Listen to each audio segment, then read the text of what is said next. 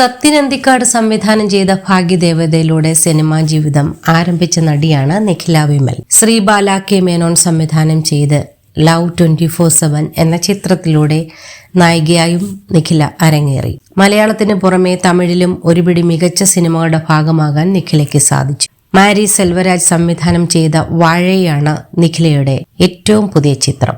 മികച്ച പ്രതികരണമാണ് വാഴയ്ക്ക് ലഭിക്കുന്നത്. തമിഴിൽ ഡബ്ബിംഗ് ആർട്ടിസ്റ്റ് എന്ന നിലയിലും തന്റെ സാന്നിധ്യം നിഖില അറിയിച്ചിട്ടുണ്ട്. മാരി സെൽവരാജിന്റെ രണ്ടാമത്തെ ചിത്രമായ കർണനിൽ നായികയായ രജിഷ വിജയൻ ഡബ്ബ് ചെയ്തത് നിഖിലയായിരുന്നു.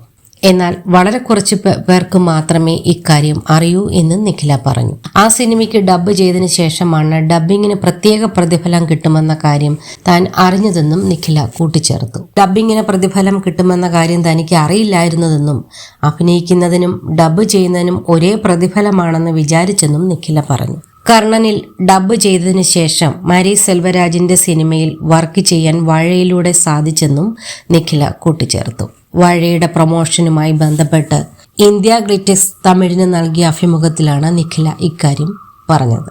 മാരി സാറിന്റെ കൂടെ ഞാൻ ആദ്യമായി ജോലി ചെയ്യുന്നത് കണ്ണനിലാണ്. അതിൽ ഞാൻ അഭിനയിച്ചിട്ടില്ല. പകരം രജിഷയുടെ ക്യാരക്ടറിന് ഡബ്ബ് ചെയ്തത് ഞാനായിരുന്നു. വളരെ കുറച്ചു പേർക്ക് മാത്രമേ അറിവുള്ളൂ.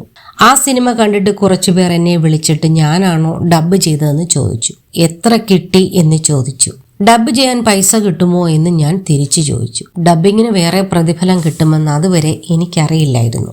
ഡബ്ബിംഗ് ആർട്ടിസ്റ്റുകളൊക്കെ ഫ്രീ ആയിട്ട് പണിയെടുക്കുകയാണോ എന്ന് വിചാരിക്കുന്നത് എന്ന് എന്നോട് ചോദിച്ചു. ഞാൻ ആ സമയത്ത് ചിന്തിച്ച് വെച്ചത് അഭിനയവും ഡബ്ബിങ്ങും ഒരുപോലെയാണെന്നും രണ്ടിനും ഒരേ പ്രതിഫലമായിരിക്കും എന്നാണ്. അത്രയ്ക്കുള്ള അറിവേ അന്നേ എനിക്കുണ്ടായിരുന്നുള്ളൂ, നിഖില പറഞ്ഞു.